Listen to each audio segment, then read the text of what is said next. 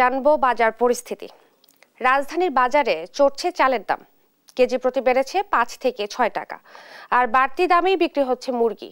তবে স্বস্তি সবজির বাজারে।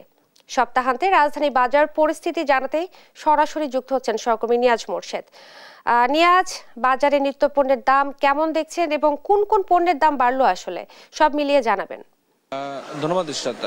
রাজধানী জুড়ে কিন্তু আসলে শৈত্যপ্রবাহ চলছে এবং সেই শৈত্যপ্রবাহ চলার কারণে কিন্তু রাজধানীর কারণ বাজারে যে চিত্রটি আমরা দেখতে পেয়েছি সেটি হলো কিছুটা ক্রেতা সমাগম কম রয়েছে।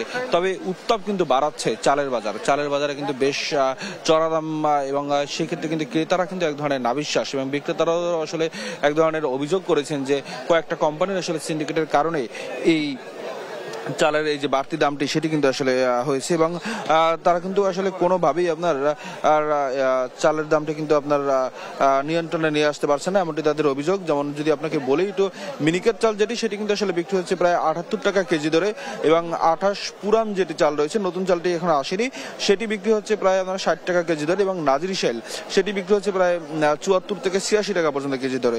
এবং যদি বলি আপনাকে মুরগির দাম, সেই মুরগির দামটাও কিন্তু বেশ চড়া রয়েছে। সেই গত সপ্তাহে যে মুরগির দাম ছিল সেটি অপরিবর্তিত থেকে কিন্তু একই দামে বিক্রি হচ্ছে।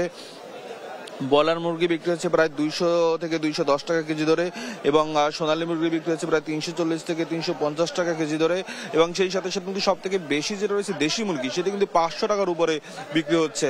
এবং এটি কিন্তু আসলে অনেক ধরনের ক্রেতারাও কিন্তু বলছেন যে এই যে এত দামে আসলে মুরগি যদি বিক্রি হয়, সেক্ষেত্রে আসলে তিনি যে এখন যে আসলে উৎসবের সিজন চলছে, বিভিন্ন জায়গায় আপনার পিকনিক বলেন এবং বিয়ে বলেন এবং নানা ধরনের আসলে এই শীতকালীন সময় কিন্তু বিভিন্ন ধরনের অনুষ্ঠানের আয়োজন করা হয়, সেক্ষেত্রে তাদের কিন্তু এক ধরনের বেগ পেতে হচ্ছে এই যে বাড়তি দামে আসলে আপনার এই মুরগি এবং চাল যদি এত দামে আসলে কিনতে হয়। সেক্ষেত্রে আপনাকে আর একটু বলে রাখি যে মাছের দামে কিন্তু স্বস্তি নেই।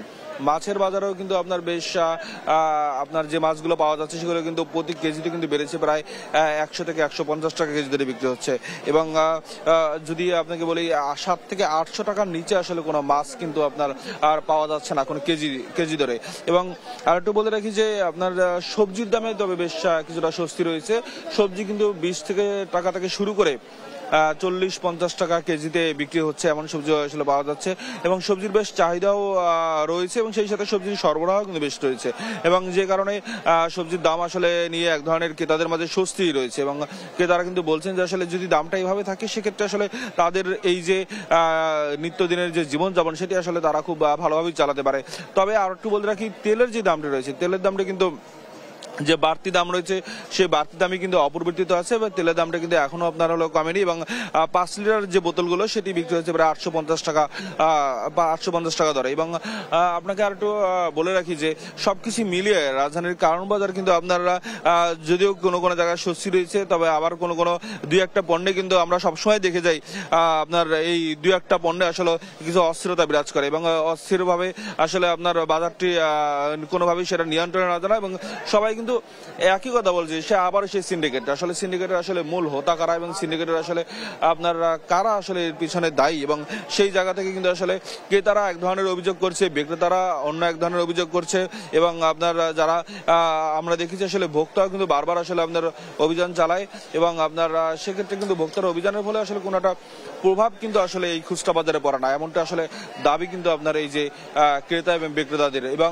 তারা বলছেন যে আসলে যারা সিন্ডিকেটের জন্য মূলত দায়ী এবং যে বড় বড় কোম্পানিগুলো এবং যারা আসলে এই সিন্ডিকেটটা যারা পাইকারি যেখান থেকে যারা কিনে নিয়ে আসে এবং তাদের আসলে এই ব্যবস্থা নেওয়া উচিত এবং জবাবদিহিতার আওতায় আনা উচিত, এমনটা দাবি করছেন আসলে ক্রেতা বিক্রেতারা।